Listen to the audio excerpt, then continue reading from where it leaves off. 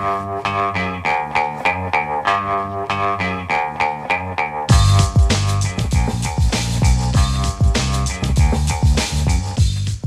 Lehrer on WNYC. Before we talk to New York City Comptroller Mark Levine about the snowstorm and the financial storm that he says is about to hit New York City, here just for some historical context and maybe curiosity about a snowstorm most New Yorkers of today weren't alive for yet.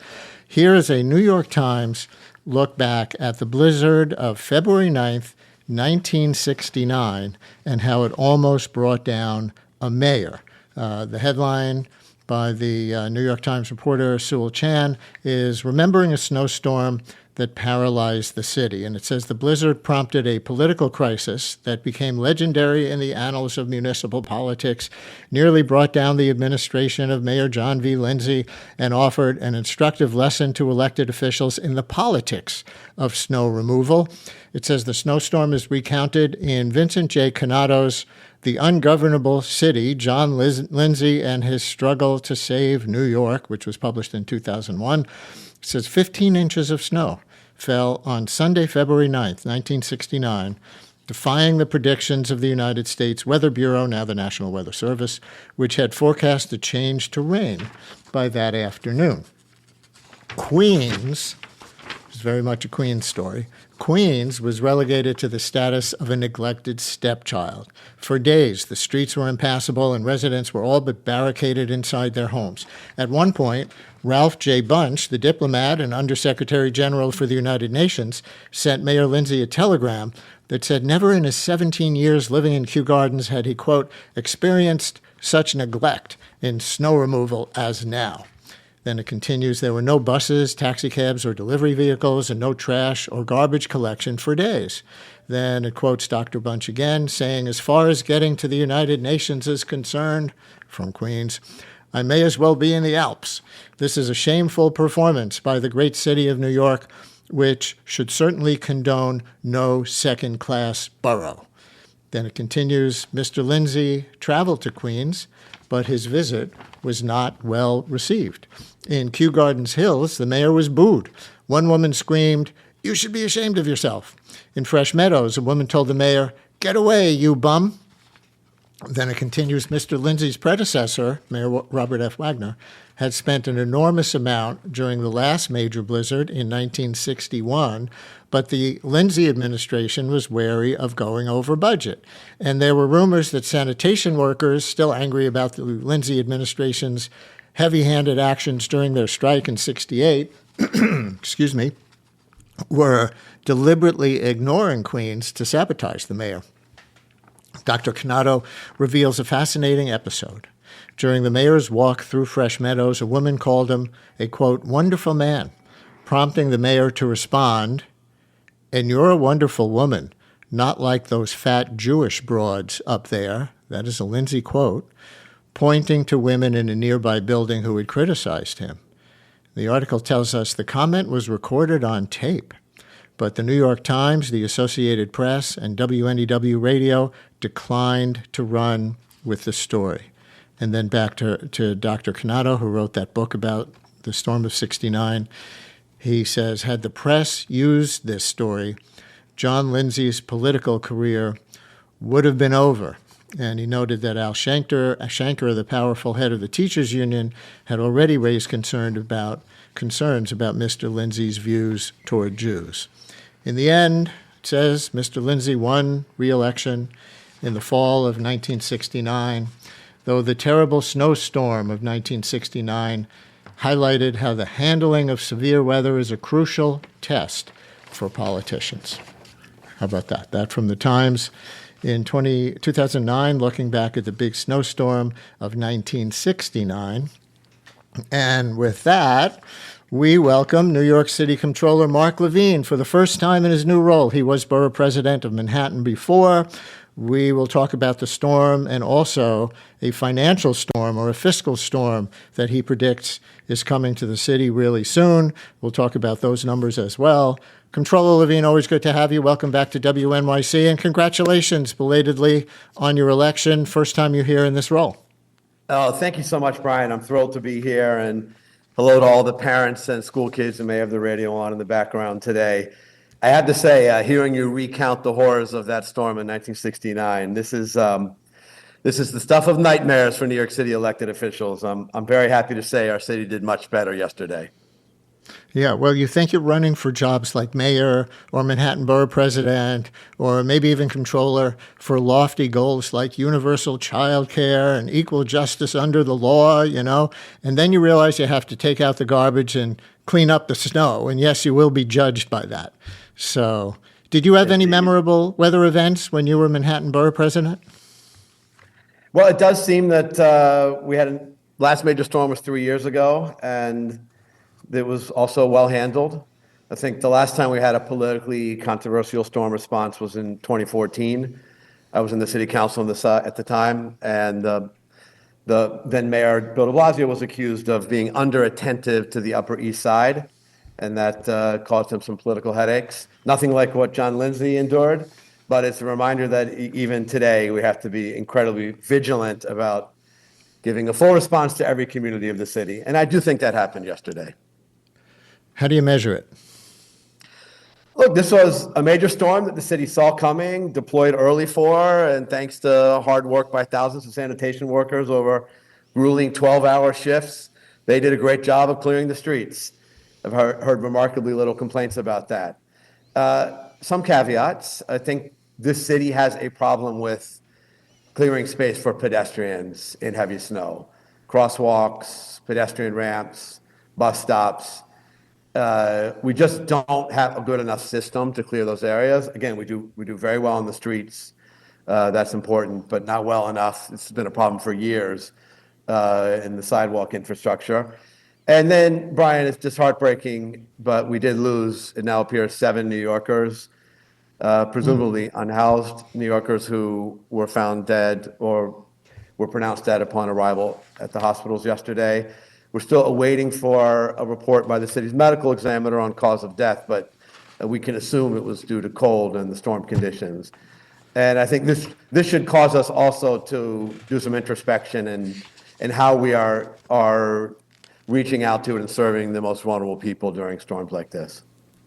Yeah, and I want to ask you in a little more detail about unhoused people and other vulnerable people in this. But before we get off the politics of mayors, Mayor Mamdani was very active this weekend on many media outlets, WNYC included. He was here, and many, many others, including social media influencer sites, where, obviously a lot of people get their news these days, as well as more traditional media. I've seen it praised as being like his campaign media operation in a good way to reach so many different audiences and demographics of New Yorkers. And, thinking about that John Lindsay 1969 story and how Queens became the, what did Ralph Bunche call it, the second-class stepchild or something like that of the city, very consistent with the values in general that Mamdani ran on. Listen to what he said on Saturday as he was preparing for this storm. Every single New Yorker is going to receive the same level of service where we prepare the city, take care of the city, and then get the city back on its feet in time after the storm. So the way he referenced every single New Yorker saying, in effect, if you're in a remote or low-income part of the city, you're not going to be neglected any more than anybody else. That's important, and it's very Mamdani, right? That's incredibly important, and I think the city succeeded on that count. And look, one of the biggest challenges in storm response is communicating to the public so they know what's coming, what precautions to take, what resources are available from the city, where they can seek help. And I think the mayor deserves a lot of credit on using new media to reach people who might not otherwise get those messages. And I think he deserves high marks for leading yesterday and this morning as well. On taking care of unhoused and other vulnerable people, I'm going to play another clip. This is the Office of Emergency Management First Deputy Commissioner Christina Farrell. They've been going out every night to places where unhoused people are known to congregate, encouraging them to come in to shelter. You may have heard that the city last night opened 10 warming centers. So for you, from your purchase city controller, even though you're not directly in charge of that, again, you've been Manhattan Borough President, so you've had that perspective, and you are one of only 3 citywide elected officials, mayor, public advocate, and controller. So talk about what responsible governance is to unhouse people, and for that matter, other vulnerable people in a storm situation like this, and the cold snap that we're only just entering. Well, first I want to point out that one of the functions of this Office of Comptroller is to evaluate storm response after the fact so that we can learn the lessons and do better. And we expect to be doing that for this storm as well, as we do after most major weather events. Look, we lost 7 fellow New Yorkers yesterday. I think all of us have to ask ourselves, what can we do better? This is just heartbreaking. And it is true that we opened warming centers, 2 in each borough. I want to point out that I think there's some flaws in the system here. These locations change storm to storm. In this case, they were announced Saturday night. It's going to be hard for the average person in the street to keep track of that. It's not like it's going to be a routine location they can go to again and again. There were only 2 per borough, and this is a big city, so there would have been a lot of travel required in some cases. So I do think we need to evaluate both the scale of the network of warming centers, whether we can have a more stable group of locations, and just what our practices are for getting information out to people who are vulnerable and might need those services. Where can people turn in city government if they're not getting heat, or they think they see a dangerous tree branch or power line situation, or any other storm-related threat? All great questions, Brian. There's very clear laws in New York about heat and hot water. And in winter months, your landlord is required to heat your apartment to at least 68 degrees during the day and at least 62 degrees at night. And if you're not receiving heat at that level, you should call 311 immediately. As for things like down trees, it's going to depend on whether there's a life and safety emergency or not.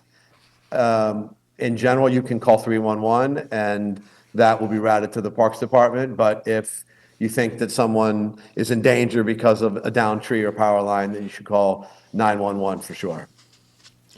Let's see if we have any calls for you on the snow. Otherwise, we're going to go on to some other things. Definitely your warning about the city budget gap that the city is facing and the implications for city services. We're going to get into your disagreement with the mayor over investing in Israel bonds. And I don't see any questions for you on the snow. Oh, maybe here's one in a text. Well, this is really New Jersey. Here in New Jersey, there was a major salt shortage. Our town and many others complained they could not get salt to spread because of corruption at the port. Someone else says, don't you hire part-time helpers to shovel MTA and corner street access? That was about what you said about corners and bus stops Yes. being I can less say well cleared than the streets. So what would you say to that listener? Yeah, people might not know that we actually have a program for hiring temporary emergency snow shovelers. It pays about $19 an hour, and the city needs more. Clearly, we're not deploying enough of them. Look, it is a lot of terrain to cover. And I think we also have a jurisdictional challenge here where it's not always clear whether a certain patch of street or sidewalk is the responsibility of the Department of Transportation or the MTA or a private property owner. There's a lot of work we need to do on getting pedestrian infrastructure better cleaned. Listener writes, my landlord said because I have a rent-stabilized apartment, I have to pay for my own heat. Is that right? Or No, is he required to that's keep it at 68? That is absolutely not right. The landlord in that case is responsible, as they are in all buildings. Again, it's 68 degrees during the day, it's 62 at night. And if your listener's not receiving those services, that's not on him or her to pay for. The city should intervene to fix that. All right. Let's take a break, and we'll continue with New York City Comptroller Mark Levine. We will talk about this potential budget crisis. You'll tell me if crisis is too strong a word that the city is about to face. As I said, we'll also talk about your disagreement with the mayor and I guess your predecessor, Comptroller Mark Lander, over Israel bonds, the city investing in those. Brad so Lander, we continue. yes. What I said. You Brad said Mark Lander is Lander. obviously. Yeah. You're Mark Levine. He's Brad Lander. I'm Brian Lehrer. We continue after this.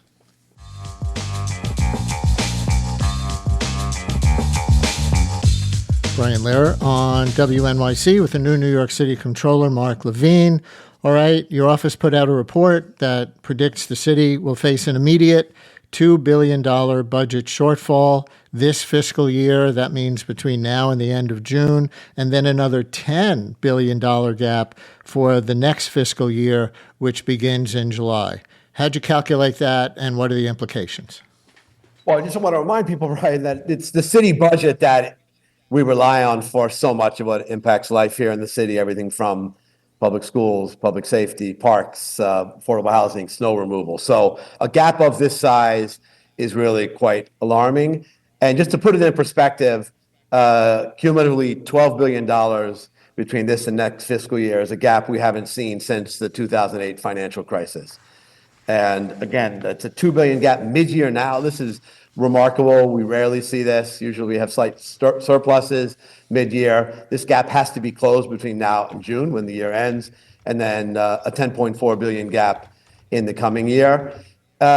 People might presume this is because the economy is slowing down. That would be the normal cause for a budget gap, but actually, on the whole, our economy is in decent shape. There definitely are some problems for people who are struggling now, which we can talk about, but tax receipts are up in New York City so far this year. So we have this budget shortfall in a time of rising tax receipts. How did this happen? And it's budget practices of the previous administration that relied particularly last year on some one-shot tactics to push budget obligations down 2 years ahead, and especially the reliance on, or the under budgeting on expenses that we know were going to occur for things like housing vouchers, for special ed funding through Carter and Connor cases, and more. And we wanted to put this out there in a very clear way to sound the alarm as we're heading into budget season with the city and state. It's going to take some work to close it, but it's doable with, I think, smart budget practices, and still leaves us room to do bold things. We need to now, but only if we can be honest about the scale of the challenges ahead. Your report, well, the city's Office of Management and Budget had projected much smaller gaps. They'd reported that the city would break even in fiscal year 2026, the one we're in now through June, and then in the next fiscal year, we would see a gap of $4.7 billion. That's half of what you're projecting. Why is your estimate so much higher? What are they missing or underestimating? Well, first of all, my office has assessed a much larger gap. State Comptroller has, the Independent Budget Office has.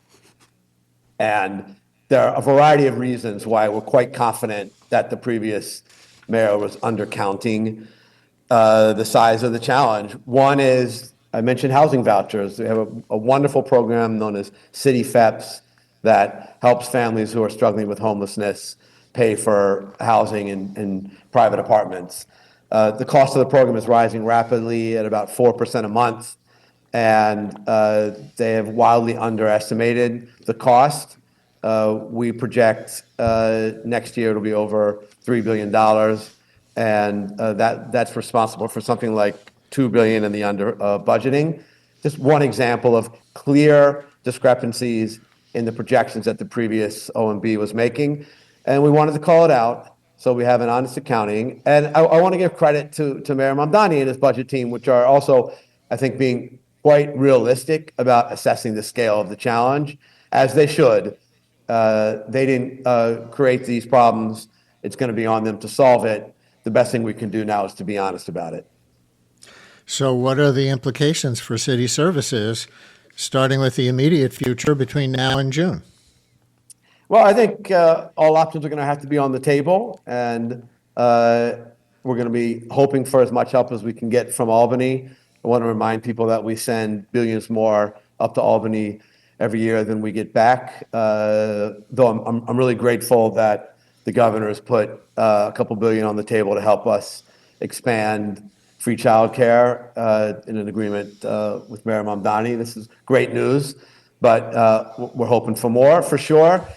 We're also going to have to tighten up expenses here closer to home. And those are not easy decisions, but with the gap of this size, there's really no choice. And of course, to the extent that we can grow the economy and make this a place where businesses are expanding, this is the best way to expand tax receipts in a way that doesn't require cuts.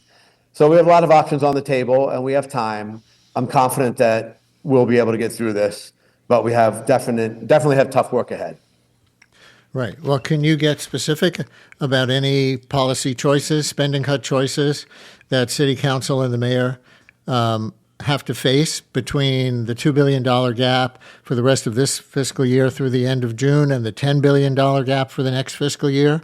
Yeah. We know a third of the city budget goes to the public school system. Do you think they need to cut anything out of that or go down the line? Yeah, so I mentioned already two areas of expenses that are growing rapidly, that are being under budgeted for this housing voucher program called City FEPS and special ed services, which we provide through what used to be known as Carter and Connor cases, which I'm sure many of your listeners are familiar with. And I'll say a word on both. We have, for very good reasons, expanded quite significantly eligibility for housing vouchers. We are in the midst of the worst housing affordability crisis we've ever faced. And so we had good reason to do that. But with growth of 4% a month, I think we're going to have to re-examine some of the recent policy changes so that we have more stable expenses there. And then on special ed, where we're now spending more than $1 billion a year, actually approaching $1.5 billion a year on helping public school parents get special ed services in the private schools. It's an important program when the Department of Ed fails to meet the needs of kids needing special services. The obvious solution is to improve the provision of those services in our public schools so that kids who need assessment and special services can get them in a traditional public school and aren't then forced to sue the city for payment of tuition in private schools.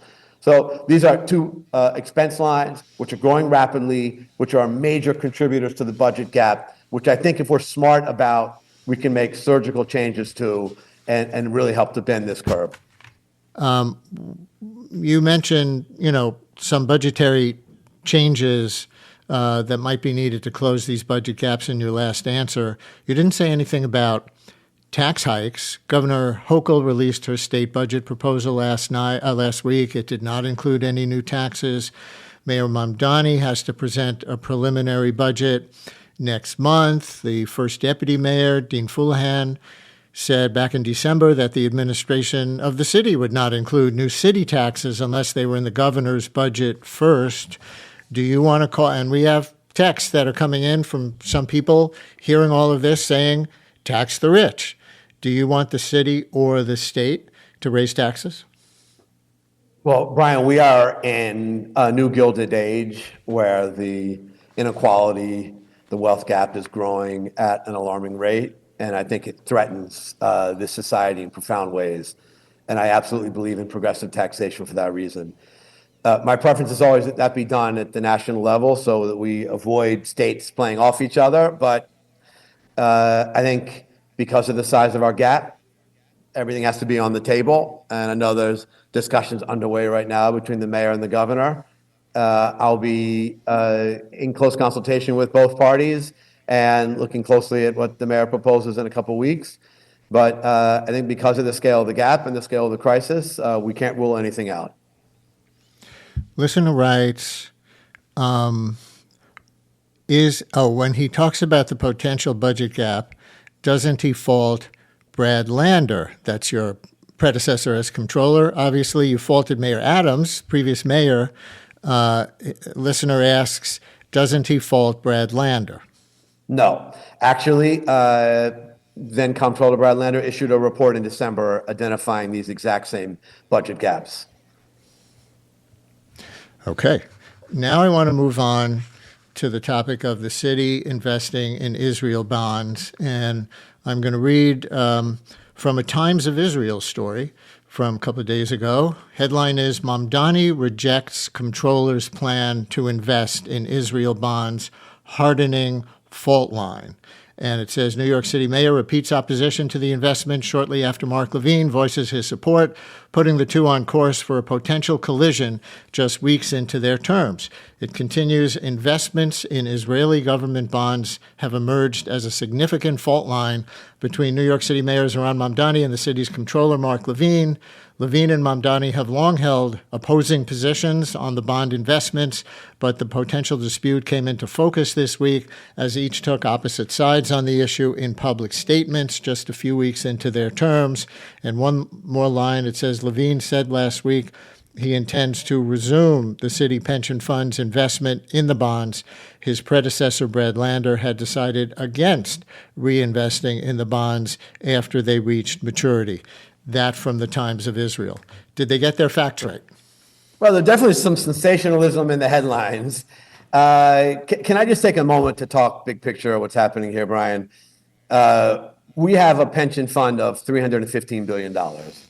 And if you're going to invest that across diverse assets, you're going to have to own the entire world economy. This is how we can deploy so much money in a way that's prudent, that gets good returns for our retirees. And that means that we own everything. We are a universal investor. We're a perpetual investor. We own stocks and bonds. We own private equity and infrastructure and real estate and hedge funds.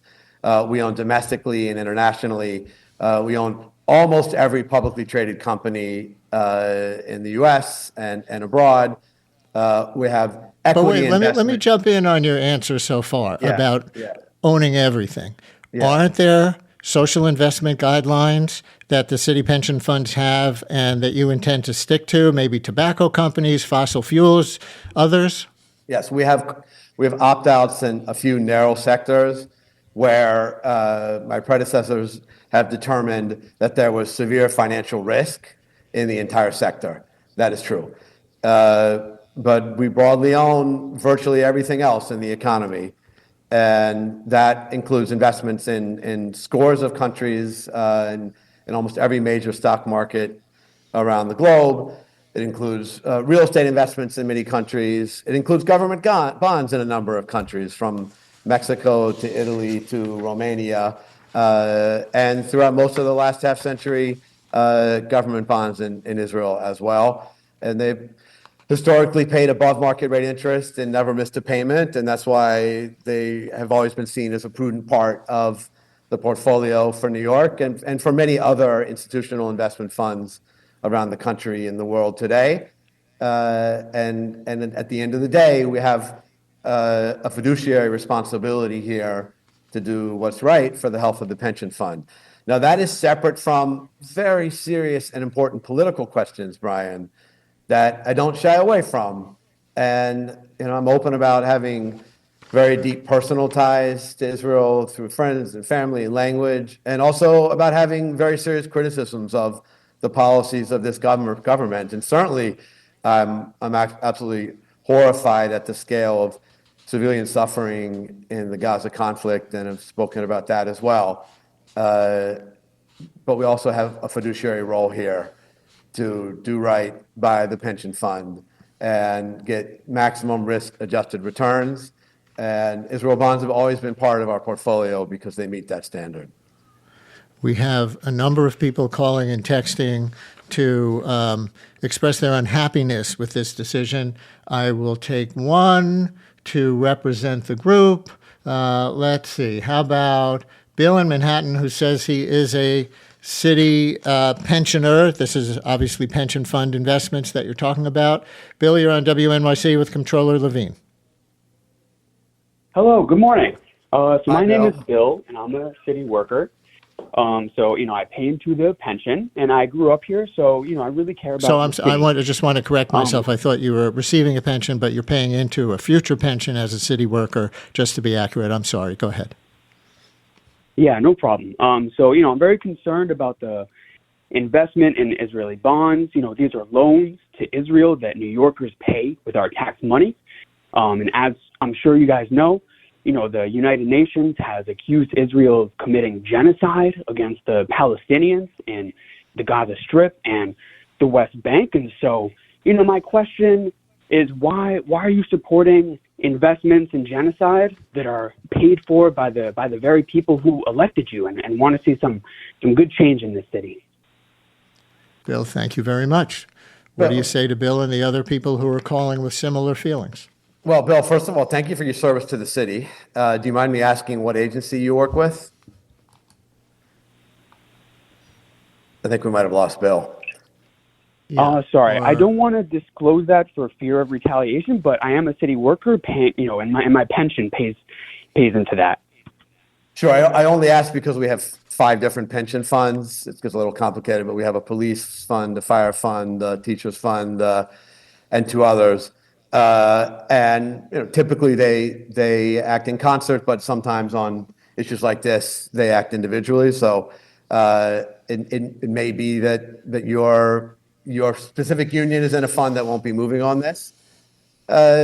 Nonetheless, as I said before, we have political questions to evaluate here and fiduciary ones.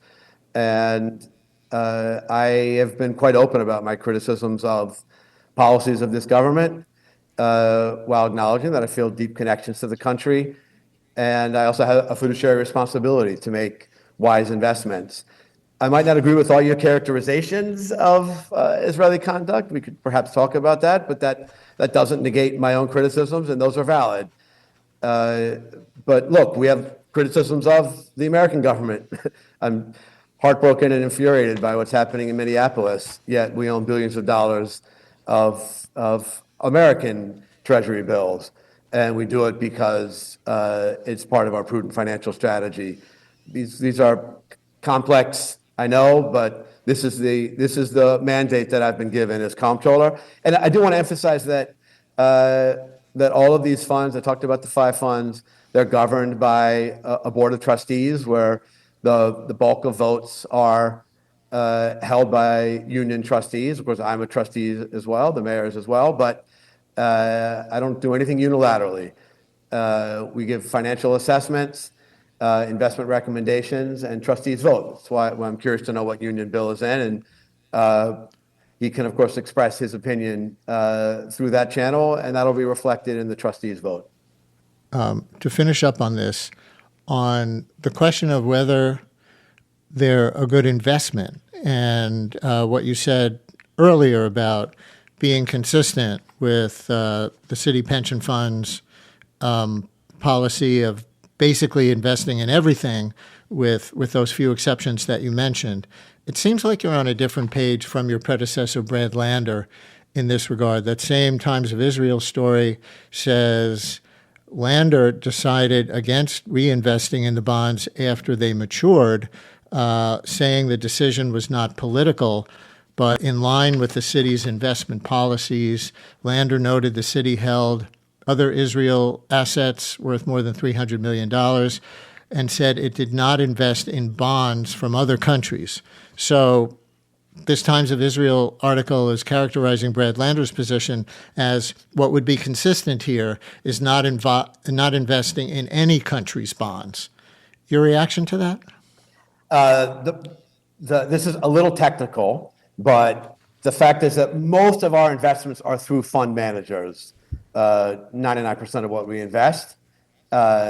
We own government bonds in Canada and Italy and Mexico and Poland and Romania through fund managers, millions of dollars in such investments. It is true that the only direct government bond purchase we made, not through a fund manager, was to Israel.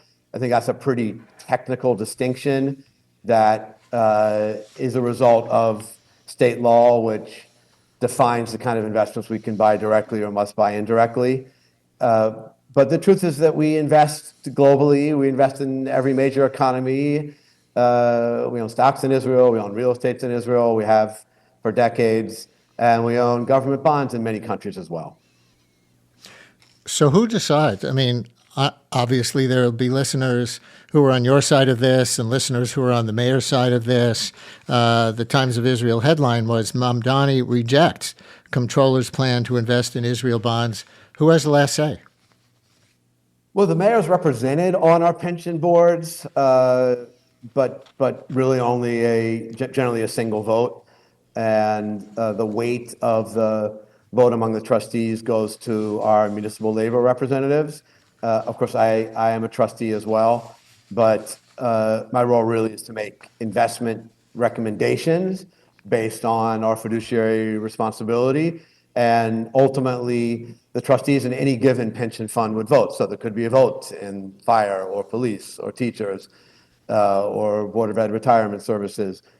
And it's a democratic process with a lot of checks and balances and a lot of transparency. And New Yorkers will be able to follow this as it moves forward.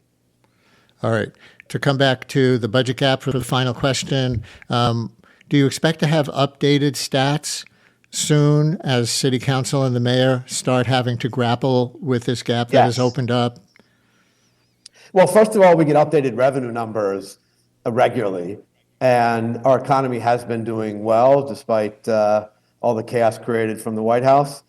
And so we're hopeful that we'll have a positive update on revenue numbers soon. But the scale of the gap is so large that I don't think anyone expects that that the entire $12 billion will be closed without us taking some assertive action. All right. The new New York City Comptroller, Mark Levine, congratulations again. Thank you for making this first appearance, and we look forward to having you on with us many times during your term. Thanks, Byron. Great pleasure. Thank you.